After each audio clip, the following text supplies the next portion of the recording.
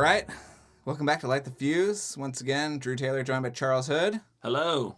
What do we got going on this week, Charles? We've got Mikey Neumann on the show, and we've been on hiatus for a bit. Yeah. And we're sort of going back on hiatus again, but for all good reasons. And yeah, I mean, obviously we're keeping up the weekly episodes for you all. Yeah. But we had Mikey on the show, and he and Patrick Willems, our good friend. Mm-hmm. Would we call him a good friend? I hope so. I think so. Yeah. I just put him up for a job. I never know how much people actually like us. Yeah. But that's okay. At least they talk to us. Yeah, that's pretty in question. Yeah. But Mikey and Patrick did a collaboration video essay.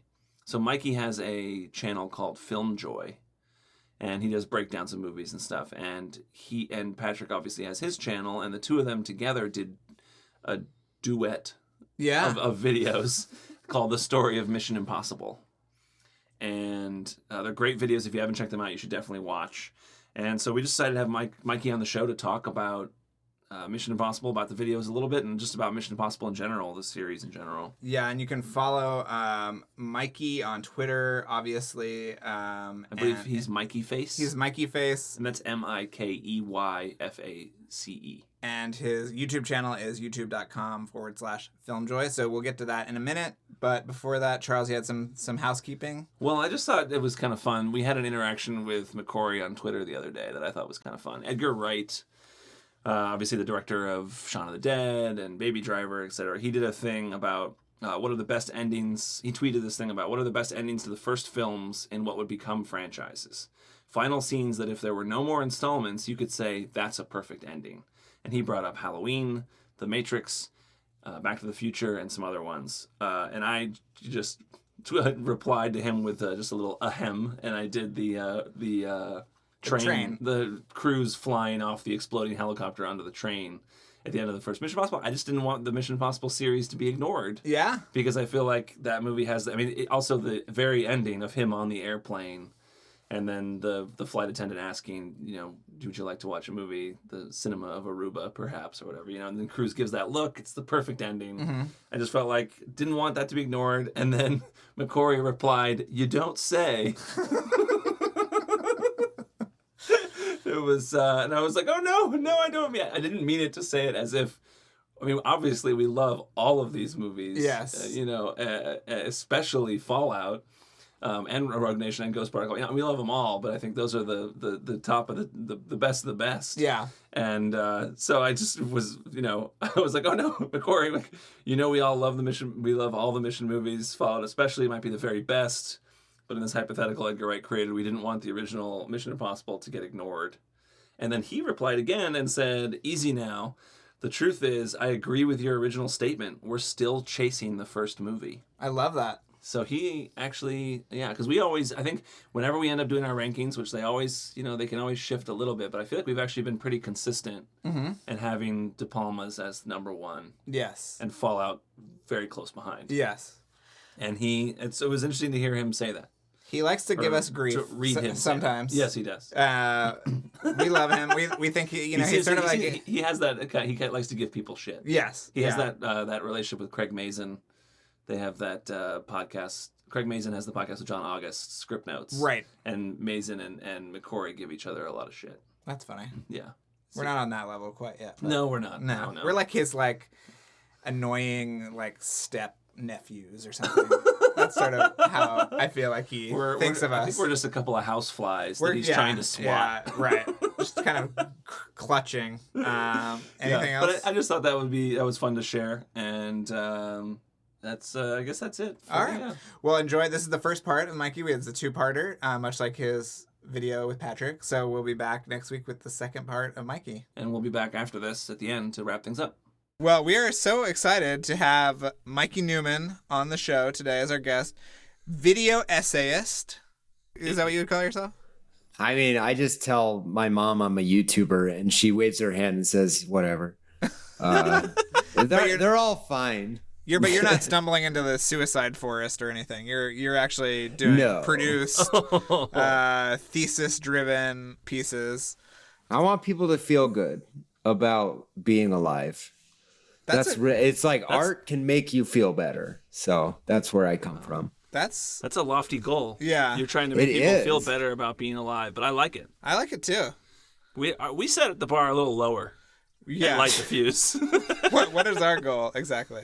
To mildly distract you on your commute on Friday morning. That still has value in the world. So I salute you, friend. Mikey never listened to the show, but he's on the show, which is pretty exciting, I think, for us. I have listened to parts of the show. You are misquoting me.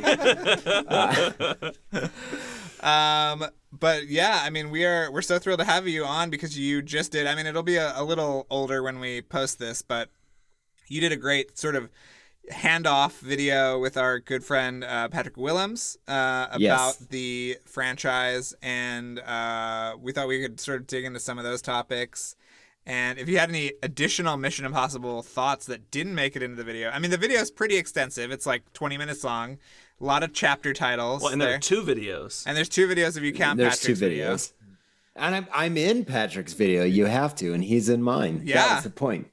It's all one long exploration. Who's the John Woo of the 2 of you?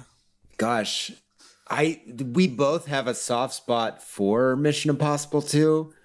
I think I have a softer spot for John Woo in general, both the like hard-boiled good version and the Wind Talkers, what are you doing version. Right. I remember I saw Paycheck in theaters, and I didn't hate that movie. No, didn't you go to a test screener or something? There are a couple of really cool shots in Paycheck. Was that the motorcycle. The Ben Affleck one? Yeah. Yes. Yeah, it actually was. I like that movie. There's some cool shots. You are correct. I never watched Manhunt, but I saw Manhunt on Netflix. Yeah, how was it?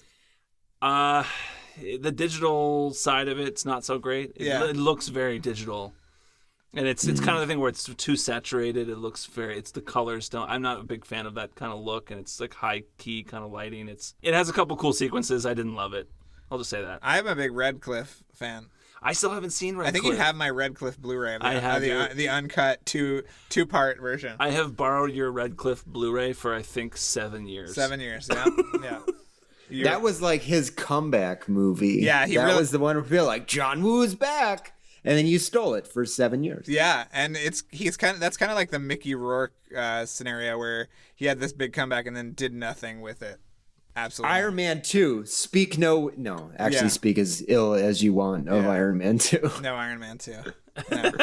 I mean, it was fine. It has Sam Rockwell doing exceptional dancing. Yes. I have a weird thought about Iron Man 2 that Sam Rockwell's actually the good guy and that Iron Man's the bad guy in that movie. I mean, when I watched you could actually probably make that case for all Iron Man movies, actually. You should do a video on that, Mike. You just steal this idea. But speaking of Mission Impossible 2, I like there's a section of your video where you sort of say that it's kind of the architecture for the rest of the movies in a weird way. It is. Yeah, do you want to talk about that?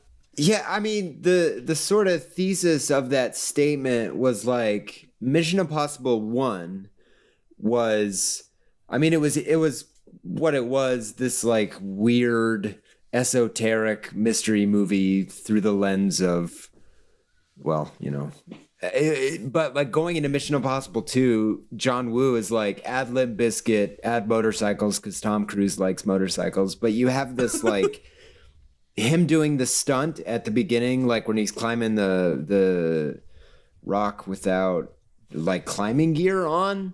Like it does start to like pencil in the things about Ethan Hunt that are true.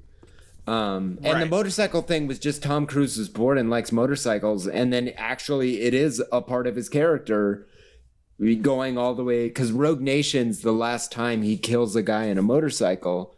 But he's on a motorcycle in Fallout. Oh yeah, you're right. Yeah, I mean, there's the amazing motorcycle sequence in Fallout. Yeah. I think it's what I'm talking about is Fallout. Sorry, not Rogue Nation. I think Ghost Protocol is the only one where he doesn't ride a motorcycle. Because even 3, he just shows up at an airport driving a motorcycle. Yeah. Ghost Protocol is the one where he is like, I'm going to chase this car through a sandstorm. And he just like, on foot, Tom Cruises it for a second and like catches him. Yep. I love that. You'll learn all about that when you listen to our epic Brad Bird 3-parter. Patrick Willems told me to listen to that no less than 10 times. I love hearing that Patrick is repping us. That makes me feel good. He's a huge fan, and I heard some of the stuff because he would pull it out as you research. actually, I think you referenced it in your Polygon article. Yeah. Mm-hmm. Yes, we did. That's right. Yeah, that was very good to see. Yeah, that whole 2 weeks, just for background, because I think it's interesting, because we wrote a Polygon article together sort of in the background while we were trying to do a collaboration on YouTube, and all of that happened in the space of 1 week. We filmed a couple things the week before, but all of the editing and the majority of the filming and the article all happened 1 week.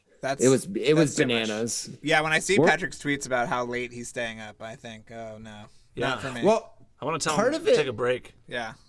Chill part out. of it was the feeling of, because it's what Macquarie had talked about a few times, where making those films are Mission Impossible missions. Right. Because not having everything on the page and flying by the seat of your pants. It is invigorating. You shouldn't do it all the time. It's not great for your physical well-being. But every once in a while, get nuts with it. And we just decided let's go bananas. Well, they're great videos, and we'll obviously link to them. It makes me wonder how anyone on the cast or crew of these next two movies will be able to physically stand 18 to 24 months of shooting nonstop, Mission Impossible, all the time. Yeah, sounds like heaven to me. If Christopher McQuarrie is listening, bring back the cast of MI3. Dang it! Well, he told because us everyone he else loves gets them. to come back. 3 is no dice. We want Maggie Q and Paula Patton back. That's what we really want. Yes. Yeah. Yeah, I mean, have you thought about what your dream IMF team would be? So it sucks because it starts with Emilio Estevez, who was in the first movie for 10 minutes. Yes. Give or take, before he gets his face Rice Krispie treated on the top of an elevator shaft. He was actually I don't even going know what to that be metaphor means. He was going to supposedly be in an early version of MI3, which was going to be partially a prequel, I think. Really? That's what Ben Treblecook was saying. That's interesting. We gotta get him on the show. Feel like he could just show up and be like, I faked my death. Hello. Yeah. I mean, Fast and Furious does it all the time. They brought Michelle Williams back. Not Michelle Williams. Who am I talking about? Rodriguez. Sorry, it's really late in Plano and I'm very tired. Yeah, Rodriguez. Michelle Williams is, of course, from Dawson's Creek. That's true. I've nailed it. Yeah, I mean, you have a really soft spot in your heart for MI3, correct? It's so, well, yeah, because even though I love MI2, I think the lifting that JJ does in these specific circumstances, Star Trek, Star Wars, you name it, something gets a little tarnished and JJ comes in and reboots it in a way that makes it okay to continue. Because I don't think Mission Impossible passes 2 without a JJ Abrams to kind of, make it work again. But I love how the plot line in 3 carries all the way through 6 with his wife. I just really loved it. I love that he's doing math on the glass at the end when he's ready to do his aerobatic insanity, to quote MI2, or acrobatic, one of the two. He says aerobatic in the movie. Is it? Yeah. The thing you remember most about MI2 is that guy passed on Wolverine to do that movie. Yeah, I was just telling Charles that I saw him in a trailer for the new Batwoman show. He's Batwoman's Dougray dad. Scott? Yeah. Wow.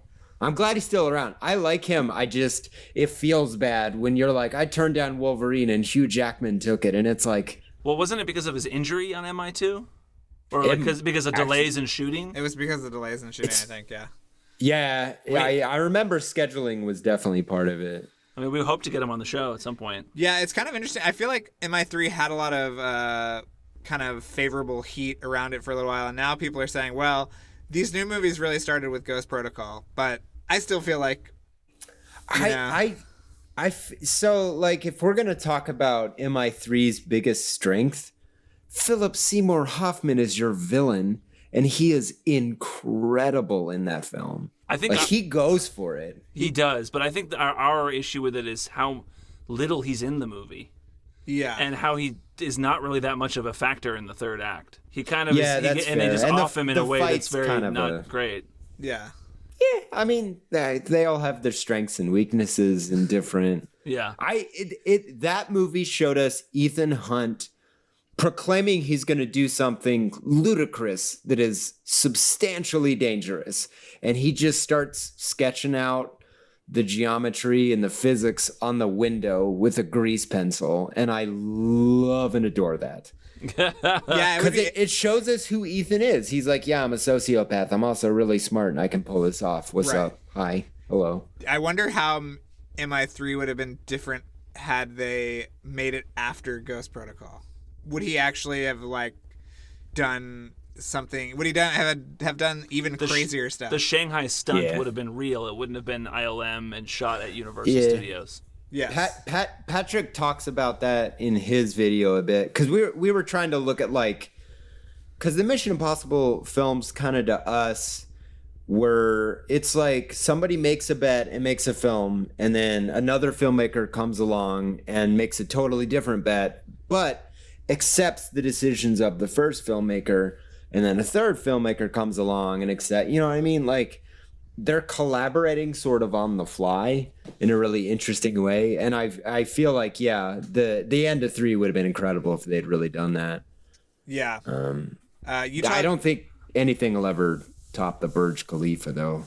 That was insane. Even McCory says that it's he's mad. He said to us that he was jokingly kind of mad at Brad Bird for that because there's no way to top it. No. He literally opens his first film strapping Tom Cruise to an actual plane. Yes. And then flies it into the sky. I think you did okay, Chris. It's fine. Yeah. It's good. And then he dropped him out of a plane the next time. Yeah. And oh my God, the climax of Fallout is just the greatest.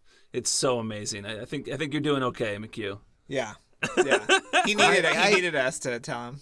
The reality is the Mission Impossible films are just out to entertain you. And like, that was the weird thing after seeing Fallout, because it feels like it was kind of coming to an end. And then you watch Fallout and you're like, I don't want this to end. Yeah. Ever. Like, just continue arbitrarily, give it, like, I don't care. Yeah. And the storyline does track from film to film, like plot threads in 2 and 3 coming back in 5 and 6. Yeah, it's I think McQuarrie does such care. a good job of tying it all together in his films. I agree. I want to ask you, because you say that you love the team so much in MI3, so because to me it's disappointing that the team disappears in the third act. How do you feel about that? Like, they're not even a part of the climax. Well, the climax of like running through Shanghai, yes, and like the team not being a part of the film is a complaint we've been kind of hearing since MI1. Because MI1 is like, your team died, just be Ethan Hunt for a moment. Yeah. And I agree with it, but they also are there helping, attack the building, and like it's so low tech too. They get the guards' attention on the roof by just using a pitching machine. Yes. Right. Yeah. Like, they're Shanghai, just launching softballs. Yeah. I love how like simple it all is. But to me, it's like. But yeah, they definitely disappear when he goes to fight. Yeah. Philip. Well, it's also I think the other scene that we talk about that we're not, where it's like Jonathan Rhys-Meyers and Maggie Q are kind of just sitting in a car waiting, talking about cats. Yeah. We need some closure on the cat issue. That'll be in 7 or 8. I hope so. I hope 7 is just about Tom Cruise and a cat. There's something you brought up that is in your video that is so great that JJ did in the third one, was he explains the voice chip technology that they introduced him to without they don't have any explanation. They just put a voice, a little voice chip on someone's neck, and then they can replicate the voice. But then JJ created a whole process for for finding Yeah. it. We actually got an email from a guy about this. Adam Bumis emailed us a whole long thing about how this was done. He says it turns out there was a similar plot in an episode of the first season of Alias where Sidney Bristow needs to get a spoken password from a bad guy and realizes that they can synthesize his voice saying the password if they record him talking for long enough to get recordings of him saying all the phonemes in English. And Neil Whitman, a linguistics professor, wrote this blog post that there's a problem with this, that not every phoneme sounds the same in every word. He uses the example of a T sound not sounding the same in kitten as it does in tickle.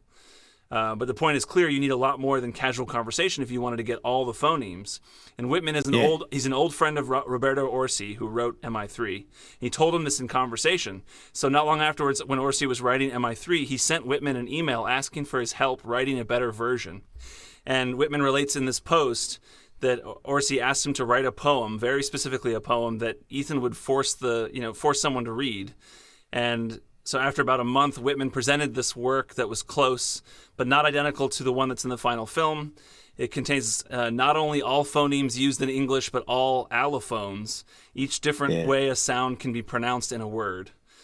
And this awesome Mission Impossible fan who's a linguistics student named Adam Bumis sent us this, and we'll post this link when this episode goes out on our social media. And I just think that's so cool that they did this and they went through all that to really authentically hit every, I don't even know, these were allophone and phoneme, to make sure they cover it all. It's funny because that specifically made me. Because the MI2, I was a much younger gentleman when that movie came out, but my maturity wasn't. It was like one dumb thing can ruin a movie when you're, late teens, early 20s. I don't remember exactly where I was. But like Scream 3 had the same thing. Like Scream 1 and 2 are a movie where somebody has a voice changer and they're like, "You want to die, Sydney?" And it's like, fine. It's like it changes your voice into one thing. Scream 3 rolls around and they can duplicate anyone's voice on the phone. Right. And it's annoying because you're like, that's not... Like, I worked in software for 16 years. You can't just, do that. So it was nice to see them, because essentially you're giving them the script to the woman who performs Siri or whatever, Right. Like you just find every single instance of the phoneme and let the computer figure it out, which is essentially what MI3 did before. It always Siri. reminds me of the scene in AI when they have to say the words. Voice imprint. Yeah. I just rewatched AI a couple weeks ago. Kubrick came up with those words, I guess. Oh, he did. Yeah. It's so good, and the way that Haley Joel Osment becomes He's more so good more in that human. film. He just his body kind of goes a little more limp, and he kind of just melts into her, and it's like, "Mommy." Yeah. It's so good. It's a great film. Yeah, Great film. It's a weird one. It's a weird in one. a way that I really appreciate it. Yeah. I also very much appreciate it. And a lot of people don't understand a lot of the stuff they hated about that film, where we're like, Spielberg sucks. And 100% of those decisions were Kubrick's. Right. Yeah. I always found that interesting. I have a teddy. Charles and I tried to bring him back to life a couple weeks ago, but he did not. He's dead, I think. It's a little teddy toy that used to talk. The fact that Did you leave it underwater for 1,000 years? I left it underwater for the. It would be really scary though, because it has that voice of a 75-year-old smoker. That's what's so funny, is that why would kids really want that voice? It's comforting. David. So good. Yeah. Well, you want to talk some more? What do you want to? Did you have any topics that you didn't get to in either video that you wanted to hit? Gosh, that's I'm sure there was stuff we left on. It's the thing is we talk for 46 minutes or whatever together, so we cover a lot of topics. Yeah. And I think we kind of played to our strengths. Patrick would talk more about Brian De Palma, because I think that's more his speed, sort of the weird. Because Brian De Palma is a weird guy. Let's just be honest here. It's weird films. Yeah. There's some choices in there. There's more weirdness that I enjoy. Yes. It's very we enjoyable. love De Palma over here. Yeah. I'm not saying he's not enjoyable. I'm just saying I'm not the most Right. able to talk about that. Whereas John Woo, J.J. Abrams, and Brad Bird is kind of like, it's very much in my wheelhouse. Right. Yeah. Yeah, Brian De Palma less interested in bringing people joy, more interested in bringing weird fetishes to the forefront. To the forefront, yeah. But like the thing is, he made a scene so good that it like defined Mission Impossible like forever. And like movies it's so many different there's still things spoofing that scene. Yeah. Yes. Like it's absurd that is still sort of in our pop culture dialect. And it was sort of the realization watching them through this time that someone in every movie will do the pose. Yes. In a situation that is tangentially kind of the same thing, but like you go from jumping through the ceiling in the first movie, you know, from 20 feet in the air, and then you get to Fallout, and now it's a halo jump. Right. Yeah. The same pose though. I find that like weird symbolism stuff kind of interesting. McQuarrie's so good at doing little sly references without ever it getting in the way of the story, but I don't know if he referenced the Langley in Rogue Nation. Did he? Because I don't know if we've ever really found that. I talked about it in my piece, which I think was actually in Patrick's video about air ballet. Because he does do the pose when he's underwater. He's actually that's right. Yes, you did point that swinging out. around. And he jumps into the Taurus in a he jumps in the Taurus, and then isn't that okay? Yeah. Okay, that works. Yeah. So it's squiffy, but it is there. But I like that it's so not normal for 5 different filmmakers not actually communicating with each other, but making sequels to each other's movies to reference each other that much and that well. I don't know. Mission Impossible is just cool. Yeah. Yeah. We got to talk to Renner about being the only non-cruise cast member to do that pose. Right. Yes. Yeah, in 4. Yeah. The magnet one. Yes. We want him to come back to 7 and 8 to seduce a rich guy. Yes. That's really please. we got to follow up on that. Yeah, I mean, we're going to get to your rankings pretty soon. So I hope you have that. Should I hope you've been thinking about that. Write them down. You should start thinking about that. Start writing it down. I do have to say we have a bit of a bone to pick with you about the you which we love the way you did this. You made the record, the Mondo record of the first movie soundtrack, and you make that the message delivery that you send to Patrick. Patrick. But you didn't credit our boy, our friend, Mo Shafiq and Mondo for making that record. Yeah. You got to get the word out about that record and tell people to buy it. Yeah. He contacted me, I think. He sent you a threatening letter, I hope? No, first of all, that's the record Patrick owns. We had to think of 2 things. We bought 2 2. Is that how I'm going to do 2? Yeah, that's pretty rock and roll. Yeah. 2. For those at home, he made a rock and roll symbol. Yeah, weird. We needed 2 things that we could put in both of our videos because we're shooting in Texas and New York and trying to pass it off as the same thing. So I actually did try to buy a Mondo record, and there was a problem with the delivery where it wouldn't be there in time. So we just kind of cut it together. That's actually Patrick's hand putting his own record back in the sleeve at the end. Oh, wow. The power of editing. Wow. Whereas with mine, we just bought 2 identical tape recorders on Amazon for like $13. And he recorded a thing. But yeah, I never even saw the record. So wow. Well, sorry. Did you cancel your order? I mean, you gotta get a copy. That's for sure. Yeah, we do. Okay. I'll figure it out. Okay. I collect records. I got a Mondo record right there. Okay. That's good. Mo's gonna hopefully get to all of those movies. That's his hope. I've heard that one of your favorites might be next. I'm not saying I won't be too direct in what the next one will be after Fallout, but wow, it's coming. It's coming. The hints are strong here. Yeah, I'm not very subtle, but they are getting to all of them. Drew is trying to woo you with his. I'm trying to woo you with my one of the next records will be. I don't know who's gonna listen to that score. I mean, we'll get it. Yeah. So I wrote my ranking, and I'm just like staring at it like they're gonna destroy you for this. No. We're very we are very open to everyone's interpretation. Yes, this is an inclusive podcast. Okay. And Lorne Balfe, the composer of Fallout, I think he had MI2 very high. Yeah.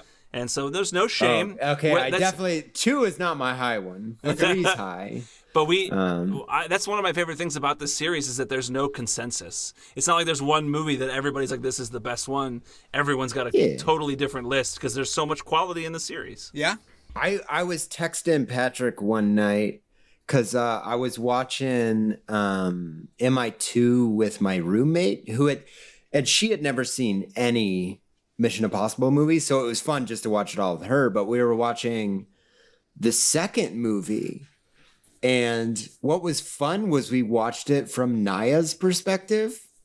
Okay. Like the whole, and it's like weird because at one point Ethan Hunt is like, I'll come back for you, and then jumps out the side of that building. Remember that? Yes. And she's just like, dude, I just told you this guy like tried to kill me. What are you doing? And like he just leaves her there. Yeah. And she had like it was interesting, sort of watching it from that perspective because it is harder to watch from that perspective. Yeah, we're very disappointed that her thief skills are never actually utilized in the kind of body of the mission.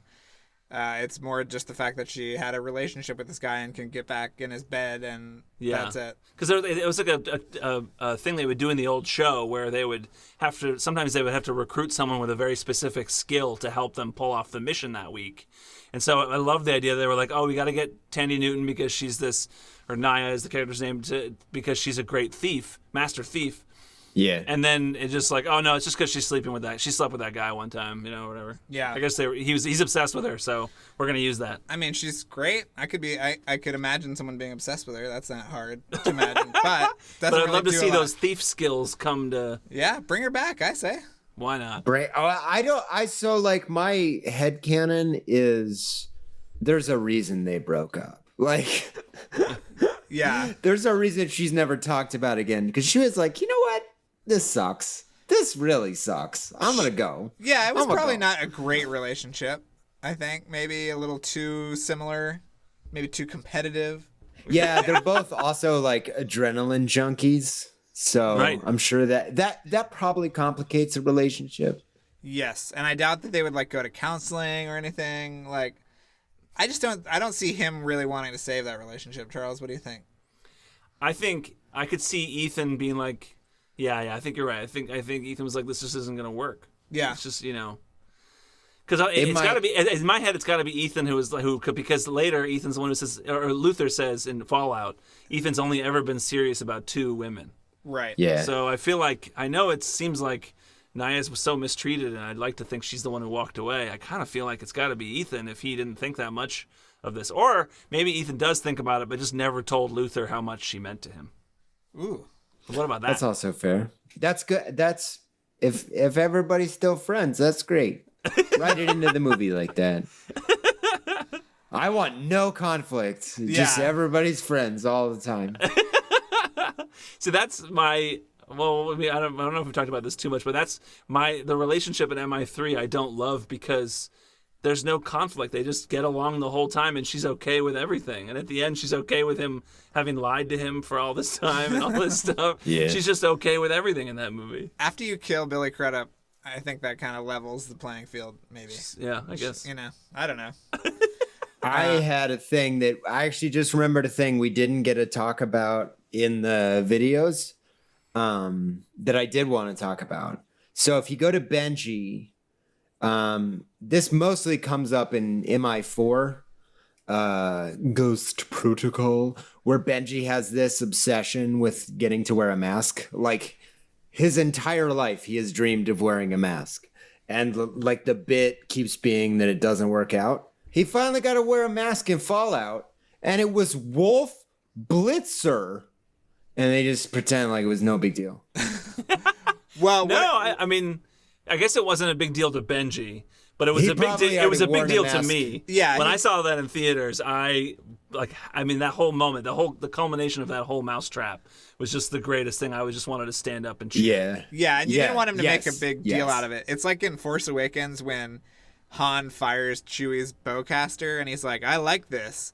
And you're trying to Yeah. tell me that that's the first time he ever fired that thing Yeah. in 30 years? No, Yeah. no. I don't buy it. I'm sorry, I don't buy it. Oh no. Maybe you should make a video on the internet about that. There's none of those. Yeah. I'll just do a poll of, and we'll have him redo Force Awakens. That'll be. Yeah. Oh, good. Yeah. Good. Yeah. Well, then later there's also a moment in Fallout where Benji again wears a mask as Solomon Lane, and Yes. then afterwards I think he says like, "How'd I do?" Like he's a little nervous about how he did. That's great. And I think It's Ethan easier- Ethan gives him a little approving nod. I think it's like, "You did great" or something like Yeah, that. It's easier to be Wolf Blitzer than Solomon Lane. probably. Canon, fact, put it in the book. Yeah. And I like the fact that Benji gets the half mask. I'm a big fan of Tom Cruise's hippie look in 3, and also to a lesser degree because it was supposed to be a mask, but it was really just an elaborate makeup. But the kind of like foghorn leghorn senator in the first one. I'll say. Yeah. So I like this kind of like We were in-between. living in a democracy the last time I checked. I do like when they wear the prosthetic masks and just do a voice. Like Yes. they're not doing the voice modulation and looking like. I mean, the reality is I would just dress like John Voight for the rest of my life. And just wear the mask. and Every mission, just go on mission as Jim Phelps. Yeah. We in our Brad Bird interview, he talks about how at one point too, Benji had a prosthetic tongue that he used to He uses break a plastic explosive. Yeah, he would break Ethan out of the Russian jail by putting it on the glass partition in like a interview room, and that's how he got him out, which is insane. But again, almost a mask for Benji. All right. Well, great conversation with Mikey. Mm-hmm. He's passionate. He's knowledgeable. Passionate about MI3. Yeah. Something that Which is, I think it's good. I mean, we've talked about doing maybe episodes because I think, you and I are not as taken by MI2 or MI3. correct. We love aspects of them, but don't love them through and through. And we've talked about doing episodes in defense of MI2 and an episode for in defense of MI3 and having people come on and and give their defense. There are some people who would give spirited defenses who we've been trying to get on the show. Yes. And so we will work toward that. Yeah. Yeah. But yeah, it was we good did to hear him 3-Pro. talk. Yeah, we did do 3-Pro. Yes. Maybe we should just do that next April. We do every April's 3-Pro? Yeah. I'm into it. Well, we are trying to get some very awesome crew people Yes. who are involved with MI3. If we can get them on the show, that would help. But they are busy with some big projects right now, but we're working on it. We're working on it. So as always, we are working toward all that stuff. Yes. We need to remind you to like, subscribe, rate, review, wherever you're listening to this podcast. And if you really want to help us out, go on Patreon, throw us a few dollars. We've got a new Brant variant of our T-shirt. That's such a good point. Yeah, we have a new shirt. People we got some flack on Twitter for not including Brant on the original who, shirt. can we just say who wanted to put Brant on there originally? I will concede you wanted Brant on the shirt, and From it was the a beginning. point of contention right from the beginning. Yes, you're right. You're absolutely right. I didn't. The problem for me is that it's first names, and then Brant's first name is William. Yeah, So no it's one's like, gonna know. William. But then it was like, you know what? Fuck it. Let's just do the shirt. Yeah. Make it Ethan and Luther and Benji and Ilsa and Brant. Yes. Just whatever. Who cares? I mean, by the They call him Brant. by the time this episode comes out, we'll probably have more shirts on there. So just go to Yes. our TeePublic page. Yes. We've got a lot of great stuff. And it's linked from our website, Yes. LightTheFusePodcast.com. And if you don't want a shirt and you want to support the Patreon, it's patreon.com/LightTheFuse. And we're recording our MI2 commentary today. Yeah, so that'll be up. by now for sure. This is coming out in August. So, Great. Yeah.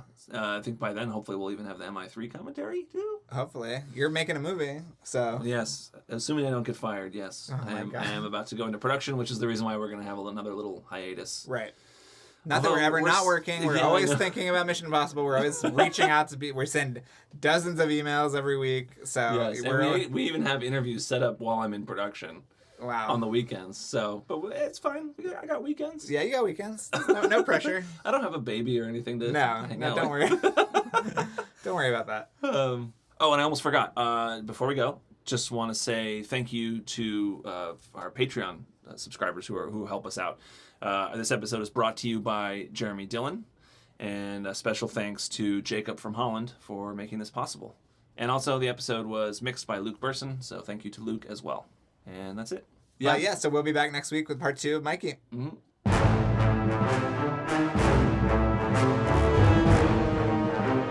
Thanks again for listening, everyone. And before we go, another mission, should you choose to accept it. Please rate, review, and subscribe to the podcast on iTunes. And remember that you can follow us on Twitter and Instagram at LightTheFusePod, and email us questions or comments at lightthefusepodcasts@gmail.com. If you'd like to watch the original Mission Impossible television show, all 7 seasons are currently available to stream on Amazon Prime. This message will self-destruct in 5 seconds.